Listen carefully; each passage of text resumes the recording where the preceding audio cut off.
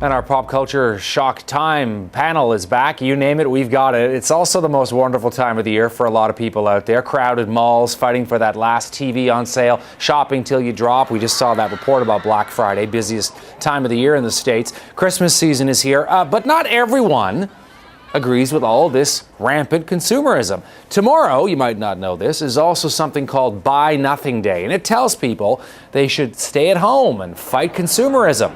Let's bring in our culture shocker today, coming to us from Calgary. Shirley Steinberg is standing by. All right, Shirley, what do you think about the Christmas shopping season, Buy Nothing Day, Black Friday? I think it's great. I wish it was like Buy Nothing Month. In fact, maybe Buy Nothing Year. I find that I want to shop when I want to shop. I don't want to be told when to shop. And I'm also very sort of obsessed by these amount of sales when they're talking about paying 97 cents to get something worth $200. It makes me very alert as to how much the markup on anything really is. Talk to us about how, there are people who are going to look at this Buy Nothing Day and think, these folks are like Grinches who stole Christmas. I mean, what's wrong with buying presents for people? Well, there's nothing wrong, but maybe it'd be nice to do it. It's sort of like doing it on your own time. This was started by Adbusters, which is out of Vancouver. This is the same group of people that started with Arab Spring, the Occupy Now movement.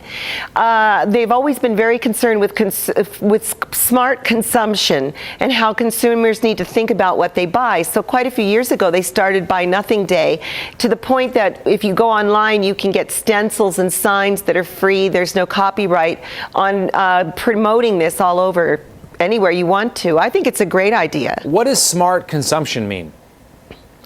Understanding what markup is, understanding where you can get things at a different price, understanding that you might not need what they're pushing, like the idea of buying a Blu-ray, which is probably going to be extinct in a few months, considering the fact that we have online watching now most of the time. The idea of telling you what to buy when it's really not the best buy. So it's kind of reimagining or sort of rethinking your own relationship with buying as a consumer. Absolutely, and it's like, when are we going to stop being told what we're supposed to buy with our money? I mean, Christmas has started a month earlier this year than it seems to have every other year, and I keep saying that I expect that we're going to start Christmas in July anytime. And I think that people need to, of course, people should buy presents and for whatever holiday they want to buy them for, but at their own speed and time.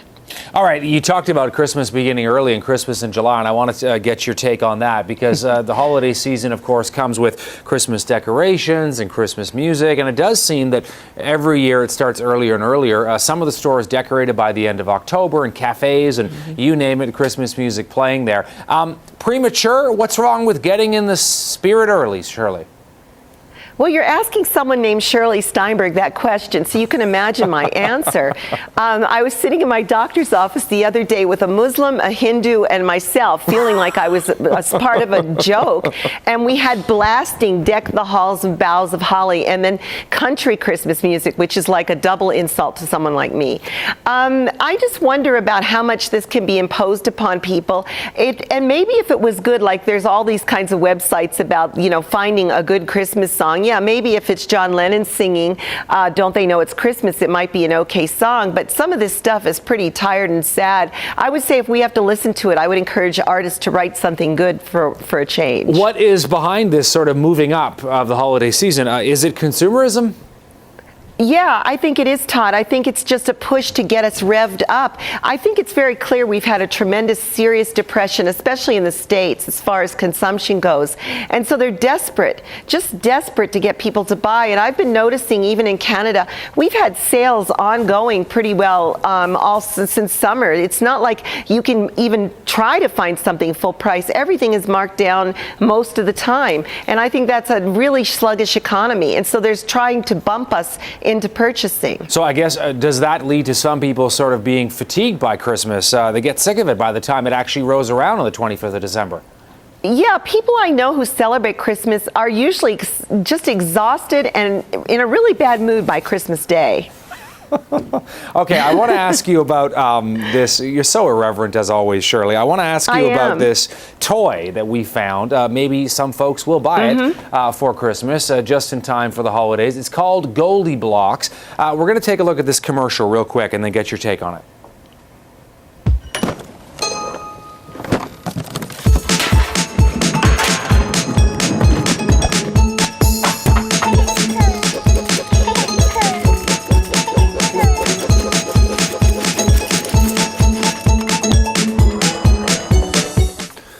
Okay, so you're wondering what's going on in there. We're going to run the visuals over top of our chat here. This is an engineering toy, and it's supposed to be anti-princess, anti-pink. Some people, though, are saying the toy didn't go far enough to fight gender stereotypes because a lot of the toy is still pink and purple, and it's packaged, the little girls are wearing crowns in it and whatnot. What do you think of this toy, this Goldilocks? Well, I think the toy is a great toy. I love anything that promotes engineering and geometry for both boys and girls. I like to see that girls are starting to get more active toys instead of toys that sit or get dressed all the time. I don't agree that pink is a problem, nor is purple. I think that that's a very Western sort of perception.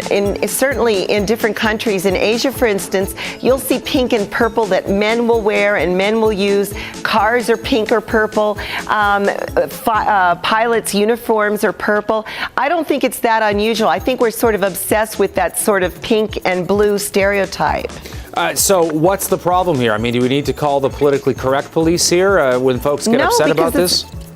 Yeah, I don't think, Todd, it's about political correctness. I think it's about opening our minds and brains to realize that pink and purple are really pretty. And you couldn't get anybody more of a feminist than I am, but I'd rather have pink than red. I'd rather have purple than blue. I don't know that it's girly. I think it's just my taste. You and I have talked about Barbie over the years a number of times, and I know you've written books about Barbie and her impact on toy culture and girls and whatnot. Your take on an engineering toy that is aimed at girls. I don't believe I've ever heard about this before. I think it's brilliant. I really do. I think there's a lot of little girls out there that don't even know what the word engineering means because it's sort of skipped by them. They're so busy making bracelets and earrings, which is fine, but it'd be nice to do something else. And I like that this is articulating the notion of engineering and science. I think it's fantastic. I don't care what color it is. I like to see little girls engaged in this. Dr. Shirley Steinberg coming to us from our studios in Calgary. Well, we're going to let you get back to your Christmas shopping and singing your Christmas carols, Shirley. Thanks so much for your time. Happy Hanukkah, Todd. To you too as well.